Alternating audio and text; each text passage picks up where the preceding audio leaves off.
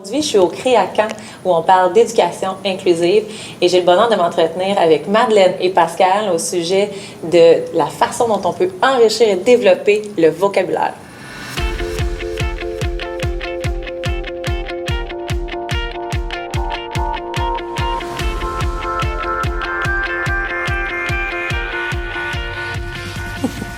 Bonjour! Bonjour!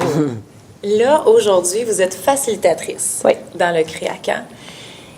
Qu'est-ce que vous avez proposé à vos participants de vivre pour soutenir le développement du vocabulaire de leurs élèves?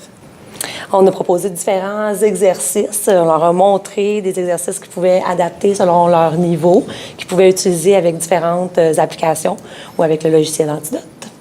Et puis, ils ont été très impressionnés par tout ce qu'ils pouvaient faire avec ces logiciels-là, puis tout ce qu'ils pouvaient adapter pour chacun de leur niveau. Qu'est-ce que tu as vu, Madeleine, que ça leur a donné comme vision ou comme impact dans leur classe? Ils ont réussi à aller plus loin que l'exercice proposé, dans ce sens qu'on avait un cours texte où on devait enrichir, chaque élève pouvait enrichir le vocabulaire.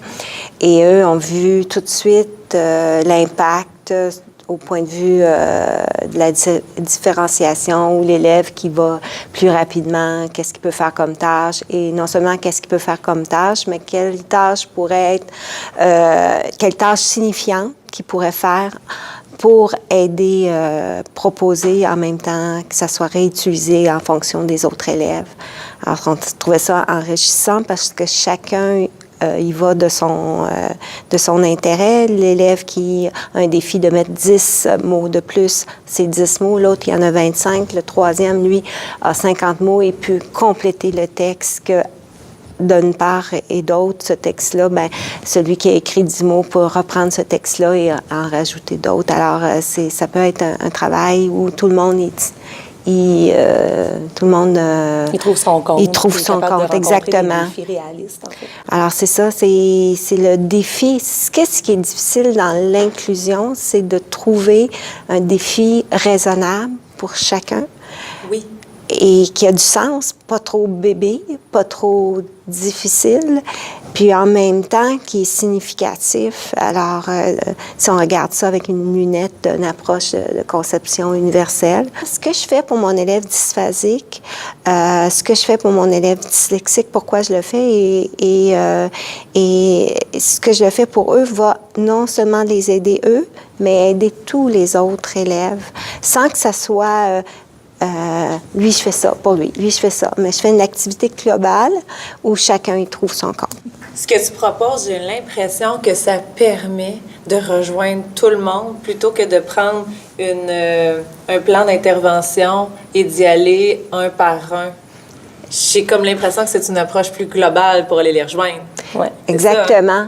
De sorte qu'on peut... moi je dis sauver sa peau, puis en même temps répondre aux besoins de tout le monde, sans qu'il y ait une planification spécifique pour chacun de chacun des élèves. C'est dans ce sens-là que ça rejoint vraiment la conception universelle de l'apprentissage. Puis tu dis sauver sa peau, mais c'est une expression qui est vraiment importante et qui prend tout son sens parce que la tâche des enseignants, particulièrement en français, elle est grande. Elle est liée à la lecture, à la correction, à l'accompagnement. Donc, ce que vous avez proposé aujourd'hui, c'est une façon, justement, de bien répondre aux besoins, d'aider les jeunes à enrichir leur vocabulaire sans nécessairement alourdir sa tâche et trouver son compte comme enseignante. Exactement. Vraiment, c'est beau. Qu'est-ce que vous avez aussi proposé, différents outils pour enrichir et soutenir le développement du vocabulaire chez les jeunes? Oui, bien, c'est sûr qu'on a proposé Antidote, n'est-ce pas? Donc, les différents dictionnaires qui peuvent être utilisés. Souvent, les gens connaissent le dictionnaire des définitions puis se limitent pas mal à celui-ci, mais il y en a 8 autres qu'on peut, 8, 9, dépendamment des cas, qu'on peut utiliser pour enrichir le vocabulaire, puis qui sont fort utiles à cet effet. Il y a le correcteur aussi, le correcteur qui ne fait pas juste corriger, mais qui nous permet aussi de pouvoir améliorer notre texte, de voir si on a des répétitions, on peut les éliminer en trouvant des mots mots, justement, qui vont nous permettre de dire, ou de dire encore mieux, mais autrement. Donc, on a proposé, entre autres, cet outil-là. Puis, d'autres outils aussi qui sont utiles, qu'on peut combiner, dont on peut combiner l'utilisation avec Antidote. Il y a un autre aspect qu'on a travaillé, si je peux me permettre aussi. Oui. C'est très, très important, le suivi pour un élève qui a des besoins particuliers, de se bâtir un lexique, d'utiliser les outils, mais c'est des outils où on peut toujours bonifier. Alors, on a proposé d'avoir un lexique.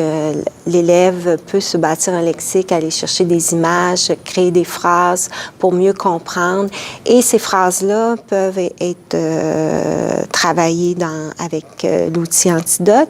Et on va chercher l'illustration, on l'écrit dans une phrase signifiante et on peut reprendre cette phrase signifiante-là pour le mettre dans un autre logiciel, un autre produit comme WordQ. Alors, c'est son propre outil. Alors, quand il veut justement un grimoire, on travaillait avec le mot grimoire et si on écrit le sorcier ouvre son grimoire, alors c'est une belle phrase en contexte que l'élève va récupérer toujours à l'aide d'un soutien pédagogique, évidemment. Et on va pouvoir l'inscrire dans sa boîte de prédiction de mots. Alors, il faut jouer avec les différentes fonctions d'aide et il faut surtout avoir le soutien pédagogique, mais avoir un suivi à chaque année. Tout ce suivi-là, il faut le conserver. Quand je m'en vais voir, je change d'école, j'ai mon suivi, je sais mes mots, je connais mes mots, je me suis bâti un lexique. Ça peut être intéressant pour l'élève allophone, l'élève dysphasique, l'élève dyslexique et même tous les autres élèves aussi parce qu'eux vont aller chercher encore des mots plus complexes et plus diversifiés. Donc, tu parles de conserver ces traces-là dans par exemple, un Google Doc ou une façon de faire en sorte qu'il peut toujours y avoir accès. Exactement. L'utiliser en continu puis en évolution. Exactement. Merci beaucoup, les femmes, pour cette présentation-là. J'ai envie de vous demander. Oui. Quelle est votre source de motivation? Pascal, tu en as un peu parlé dans l'introduction de qu'est-ce qui vous a allumé pour ce sujet-là de soutien au développement du vocabulaire? C'est vraiment de voir justement la réaction des jeunes quand ils utilisent un logiciel ou ils utilisent un outil qui leur permet d'enrichir. La fierté qu'ils ont de produire un travail, un texte continu, bien étoffé, bien nourri, avec un vocabulaire riche. Ils sont fiers de nous le présenter, sont fiers de nous le lire, sont fiers de le partager avec les autres. Ça les motive d'autant plus à en écrire encore. Donc, je pense que lorsqu'on atteint ce but-là, on peut dire mission accomplie parce qu'on motive nos jeunes puis on leur transfère en même temps des connaissances qui vont leur être utiles toute leur vie. Exactement. Puis toi, Madeleine, qu'est-ce qui est ta source de motivation? Moi, c'est le mot fierté, c'est vraiment quand tu vois les yeux briller de ton jeune parce que il a complété un texte, il est allé un peu plus loin. Puis moi, c'est ce partage-là aussi avec les collègues, avec les gens. Je trouve un petit peu dommage que, quand on a présenté le dictionnaire des co-occurrences, que c'est très peu connu. Hein, les gens utilisent le correcteur Antidote et même les administrateurs vont dire non, Antidote, c'est trop compliqué, c'est juste pour le secondaire et tout ça. Alors, c'est méconnu. La motivation, c'est de faire connaître. Comment on peut aller plus loin? Toujours un peu plus loin, sans que ça soit compliqué. Puis comment on peut faire avancer les choses. C'est ma motivation, c'est le partage, c'est le plaisir de partager. Le plaisir de partager son expérience, la fierté dans les yeux des jeunes. Exactement. Être en mesure de développer puis d'enrichir un texte, effectivement, ça n'a pas de prix. Fait que merci beaucoup d'avoir travaillé avec nos participants au Créacan. Tout le plaisir était pour nous. Oui, hein? Mais merci beaucoup. Merci. Je vous invite à vous inscrire à écolebranché.com/hebdo pour recevoir toute l'actualité qu'on propose et qu'on prépare pour vous.